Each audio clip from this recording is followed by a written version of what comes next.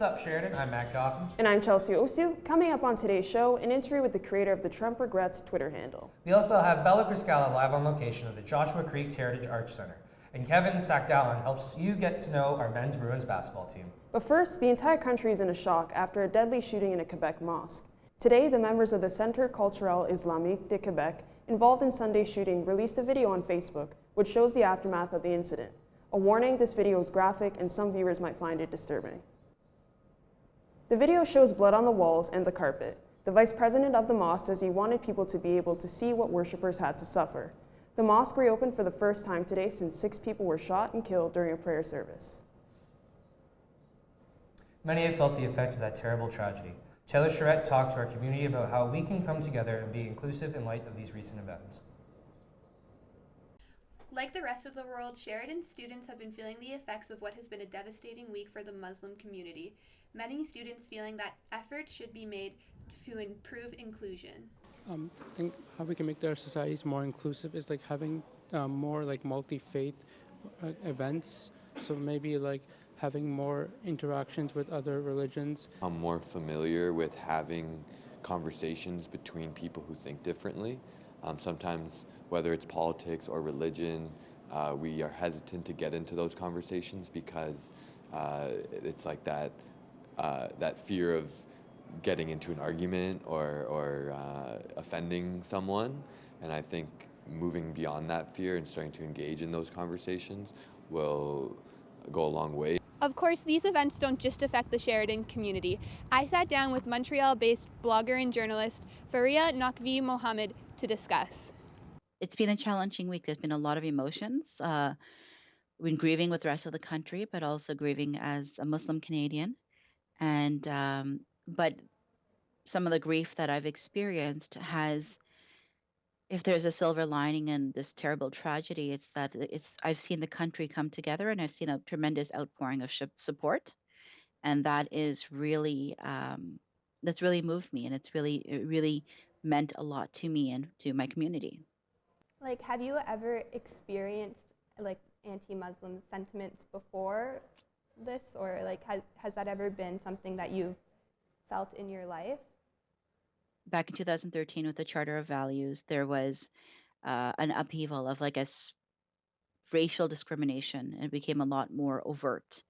And at that time, I did unfortunately experience some terrible instances of discrimination that were really, really difficult to deal with. And as a blogger and journalist, I wrote about them. And there was an instance in which I was called an effing terrorist in the middle of a crowded theater on a Sunday afternoon with my daughter and 10 of her friends. And I had never before experienced something like that in my life. Do you feel like this government has done enough or is doing enough? Or within the few first hours after this tragedy, Prime Minister Justin Trudeau made a statement very, very soon. This was in the early hours of Monday morning. And he made a statement saying that this is an act of terrorism against the Muslim community. And that's something that was very profound for him to say. And it was something that was very comforting for the Muslim community to hear that level of support and to see it called for what it was. And Premier Philippe Couillard has done the exact same thing. And that is something that I think the discourse that's used at this time, when you have an entire segment of the population that's grieving, and just the broader Canadian public that's grieving right now, I think it's really important. Our narrative is very important, and the words that we choose are very important. My last question is, how do you think, as Canadians, we should be moving forward to create a more inclusive community for everyone? That's a really good question. I mean, right now, I was reflecting on this quite a bit today.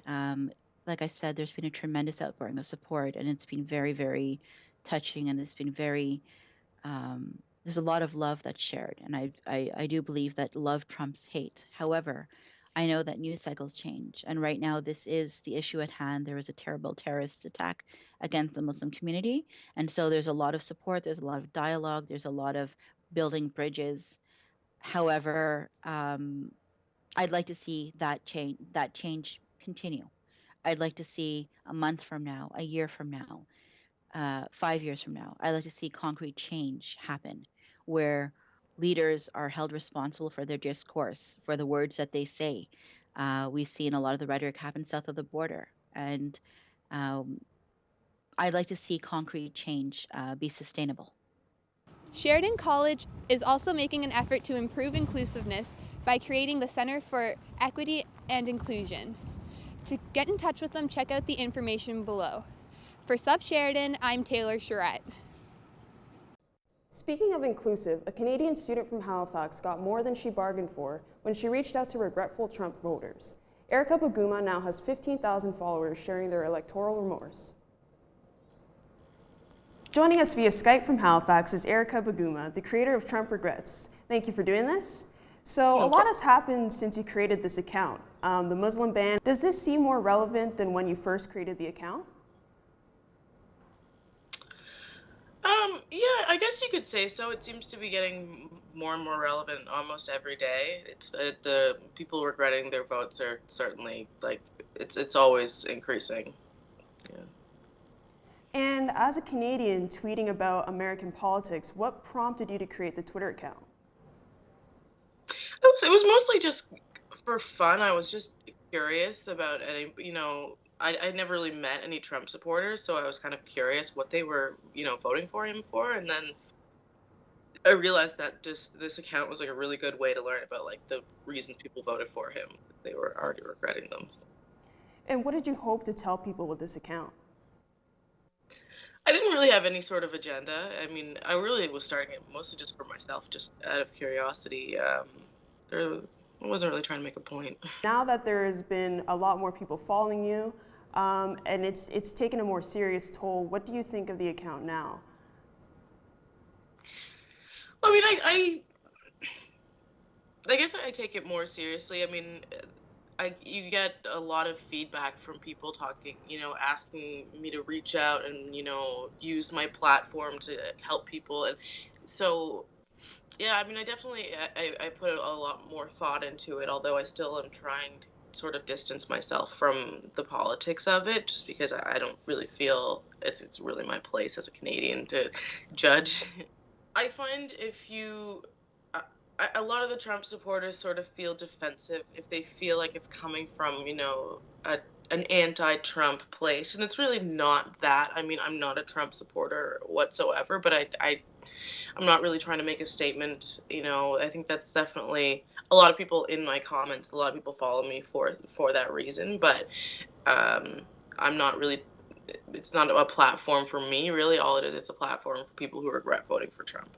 Lastly, what would you say to those that regret voting for Trump?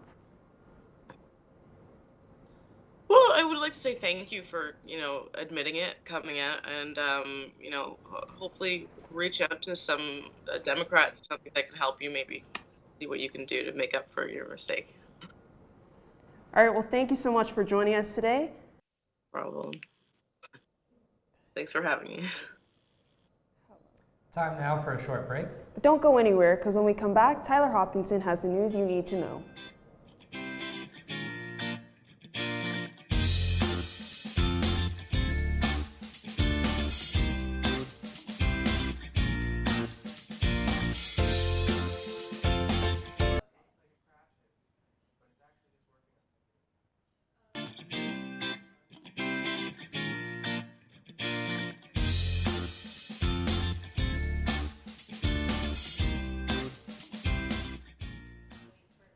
Sup Sheridan, I'm Tyler Hopkinson, and here are some of the biggest news stories that have developed over the course of the day.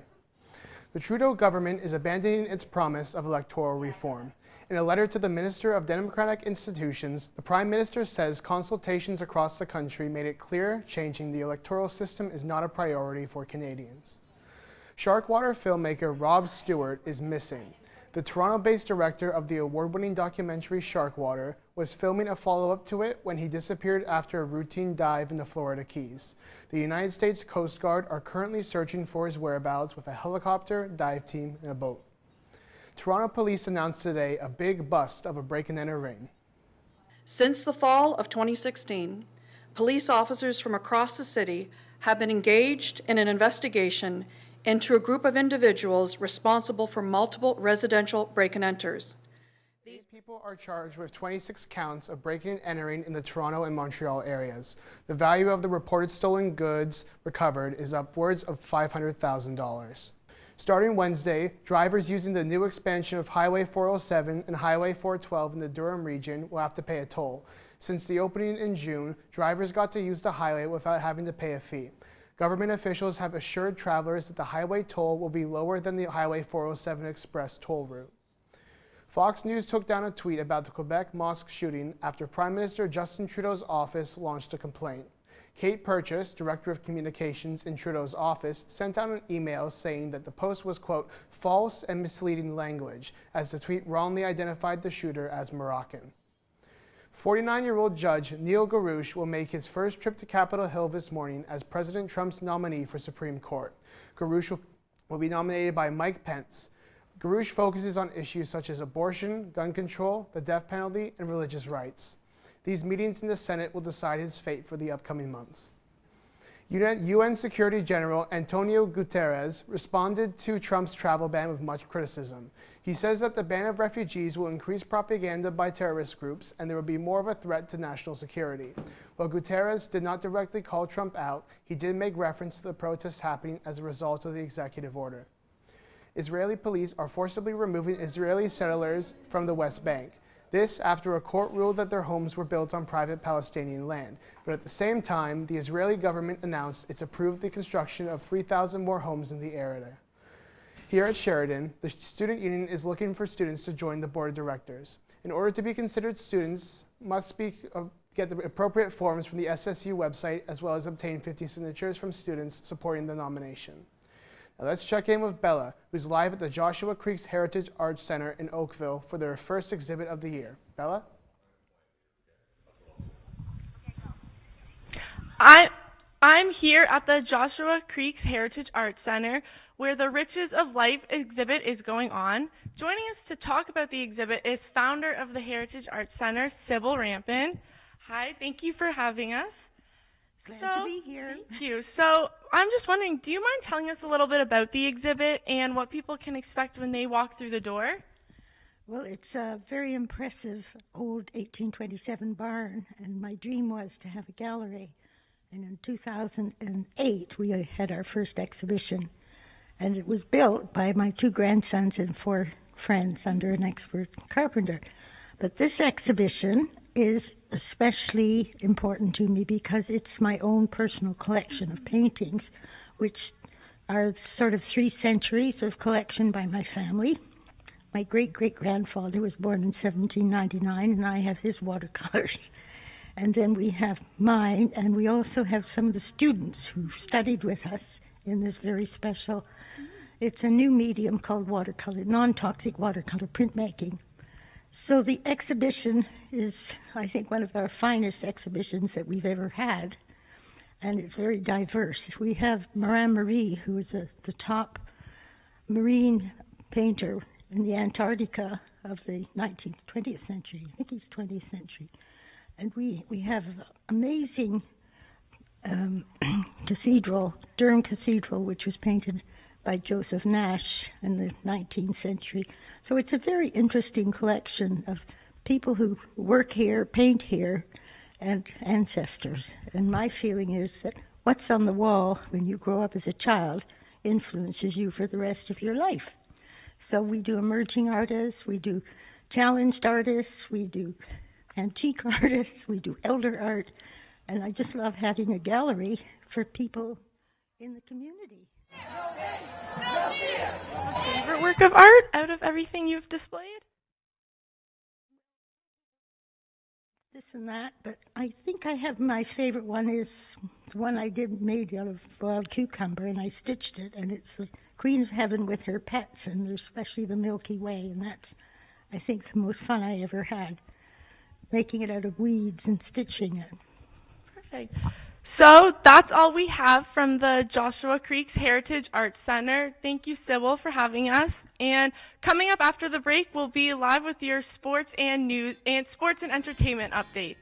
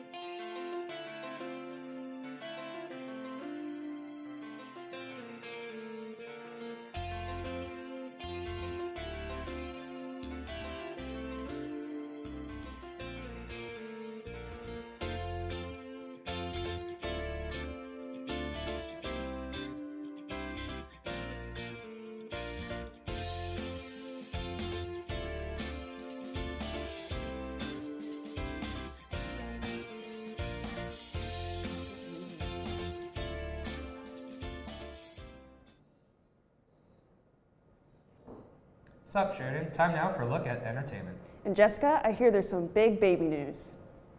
You're right, Chelsea. Beyonce just announced on Instagram that she is pregnant with twins. Queen Bey wrote in a post just a few hours ago that she's been blessed 2 times over. Now we can only imagine what she has in store for the baby names. Now let's check out some stars a little closer to home. Sheridan students showing off their talents at Trafalgar campus.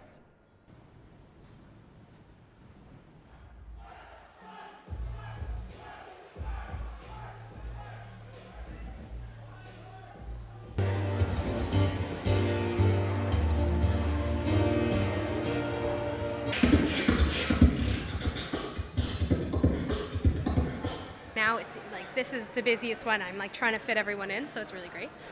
But it's good. It's a good chance for like people who don't get to perform in their daily life or in their program or whatever to kind of get up and on stage and show their talent. The marquee was filled with students last night, eating, drinking, and having a good time, and crowd participation was definitely not lacking. It's really important for students to participate and know that school's not just about school, you know? Get involved with campus events. Don't just go to your classes. Students should always get engaged with what's going on, and the SSU provides the perfect place for it. And you can't go to the marquee on open mic night without experiencing a few unique performances.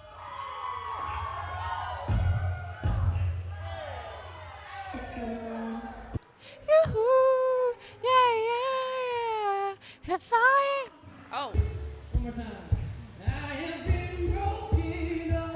Another successful event run by the SSU. We got to see a ton of Sheridan talent and participation.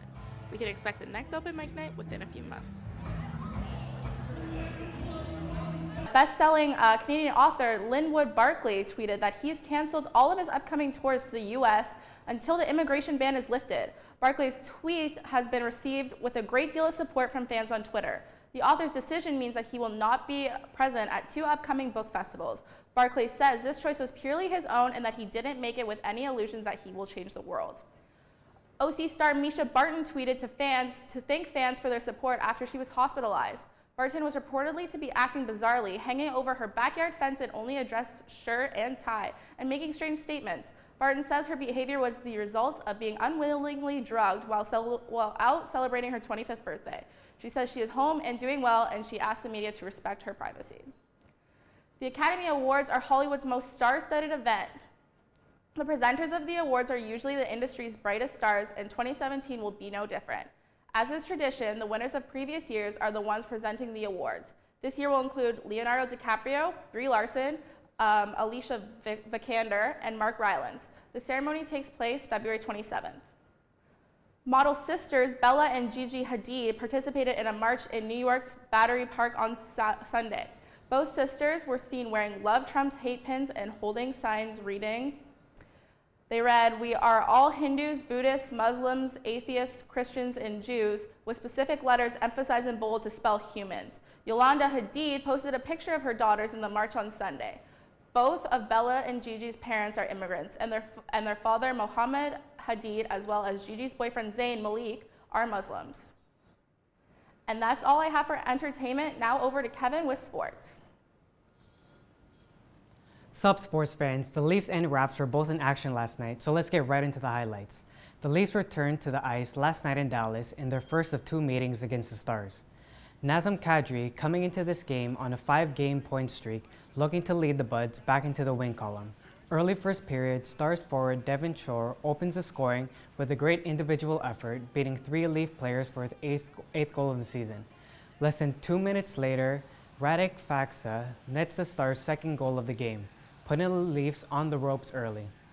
It would only get worse for the Leafs as the Stars put on 3 more goals in the opening period. Tyler Bozak, Nikita Soshnikov, Mitch Marner did find the back of the net for the Buds, but it wasn't enough as the Leafs fall to the Stars 6-3. They'll try to snap their 2-game losing streak on Thursday against the St. Louis Blues. It hasn't been smooth sailing for the Raptors the last 2 weeks, losing 6 of their last 8 games. Last night, they hosted Anthony Davis and the New Orleans Pelicans in a thriller. Picking up the action in the second half, Drew Holiday strips the ball from Patrick Patterson and goes coast to coast for the layup. Dying seconds of regulation, score all knotted up at 96, Holiday drives into the lane and throws up a lefty runner, but pops out, so they needed overtime to settle it. In that overtime period, Lowry comes alive as he steps into the deep 3 on the left wing to extend the Raptors' lead to 4 points. After the Pelicans tied the game back up at 106 apiece with a Davis floater, the Raptors had a chance to go for the win. He's got a good look. Too good a look. After it, Etwan Moore again with a play. It'll be Anthony Davis tying it up. How about the work? Lowry, step back. Will it get there? Kyle Lowry nails the tough jumper to regain the lead. 4 seconds left, all the Raptors need is a stop, and they get it from DeMar Carroll, who closes out on Etwan Moore, forcing the miss. Raps protect home court, escaping with a 108-106 win. They play a critical game tonight against the Celtics in the battle for the first in Atlantic Division. The Sheridan men's basketball team has been red hot all season with a perfect 10-0 record, putting them first in the OCAA. I went down to the Davis campus to speak to Brian Owusu to try to get to know the team a little bit more. It's great. I mean, everybody gets along. We all work very hard together. We all work well together. I mean, and we're like a band of brothers off the court as well as on the court, so it's always a good time. Yeah, so the main reason why I came here was to get to know the team a little bit more. So I'm just going to ask you some weird questions, and then you tell me the first player that comes up to your head. So You guys are on the bus or in the locker room. Right. Who's the loudest and funniest guy on the team? The loudest? We got a lot of loud guys. You know what, Paul comes to mind, but I think the loudest and funniest is probably Jamal. Jamal's a character. He's a comedian nonstop, always laughing. What kind of stuff does he do? Jesus, you name it. You know, he's coming up with jokes. He's laughing at people. He's getting laughed at. He's recording. He's doing everything. He's a real character. Who do you think is the best dressed guy on the team? Who do you think has the best style? Best dressed? I don't know. We got a lot of good dressers on the team. I can tell you who the worst dress is, but best dress, I don't know. You can say yourself if you want. No, honestly, I pretty much wear the same thing every day, so it's not me. I'll tell you that. I think I'll go with Denzel. Denzel's got, he's got a little fly. He's a little fly. Ostap, he has a different swag. He's more casual. He's, I guess he's coming from work every day, but so yeah, he's always wearing like a collared shirt and stuff like that. So you can go that route. Who do you think talks the most trash on your team? Oh, Paul for sure. Paul and Trey are two bigs. They're hands down. They're talking trash. From before the tip to after the tip, they're on it. They're on the other team. They're on the refs. Hi, my name is Brian Owusu, shooting guard for the Sheridan Bruins, and you're watching Sub Sheridan. It's rivalry week for the Sheridan varsity teams with the men's and women's volleyball squads taking on Mohawk College on Friday at the Trafalgar campus, and the basketball teams hosting Humber on Saturday at the Davis campus. Make sure you show your support for the Double Blue this weekend. That's all the sports we have for you today. Back to Matt for more. Ghost towns. There are many small communities throughout Northern Ontario that may seem desolate, but they have a lot of history. I got the chance to visit Seguin Falls to see what this ghost town has to offer.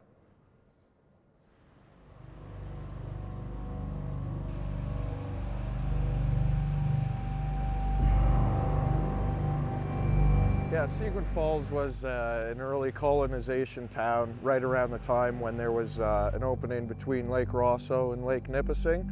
It was a very prominent railway and timber industry actually cutting through, as you can see behind us. And there's a lot of history here in Northern Ontario that people don't really know about. And it wasn't until a road that opened up Gravenhurst to Magnetawan opened that this town really fell into despair. In 1955, when the railway completely stopped operating forever and the final general store shut its doors, the population dwindled to less than 50.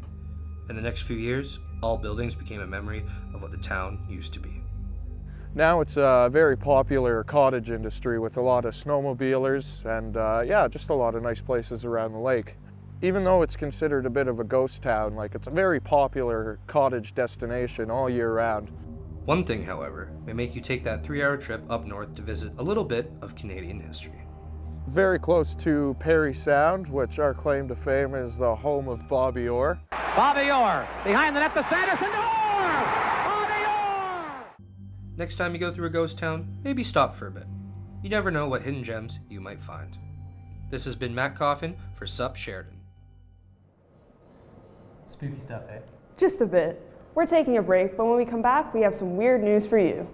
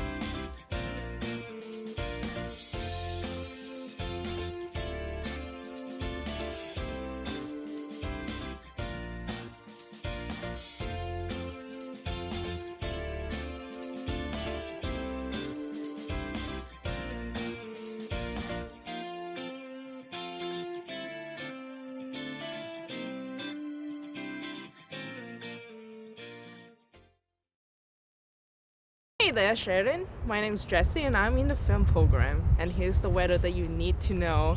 Pack a jacket because it looks like you're gonna need it today. And we're expecting a high of 2 degrees with a slight chance of flurries.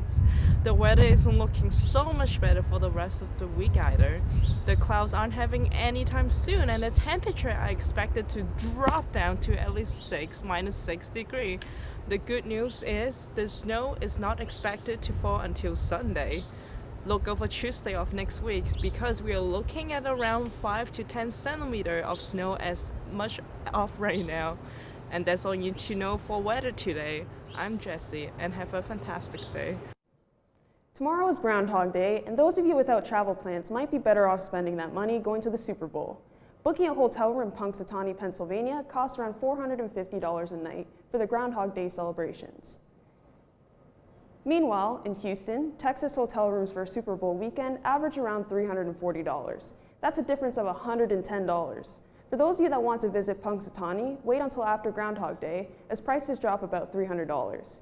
Here's hoping that 6 more weeks of winter aren't forecasted for us tomorrow. We've all seen interesting customers, but a gas station in New Brunswick had a group that really takes the cake. At around 9:30 in the morning, 3 deer headed straight into a nearby Canadian Tire gas station. They must not have been happy with their service, because witnesses at the scene say the deer crashed into shelves and left candy and paper all over the floor. Video taken of their shopping spree shows the 3 deer fleeing the scene, obviously aware that they would not be dearly missed. Let's hope that next time these deers are more pleasant customers. I'm not gonna lie, there's been pretty good deals on Canadian Tire. I'd do the same thing. I liked your pun there about the dearly. You got that? Caught it. But I must say, I'd rather go to the Super Bowl and see a little wombat. I'm not the biggest football fan, so I don't think I'd want to go to the Super Bowl. All right, you spend the money. I'll be going down to, I don't know where it is this year, but hopefully I wouldn't know either. I'll be watching the game. That's all for Sup Sheridan this week. Thanks for watching, and we'll see you next Wednesday. Bye.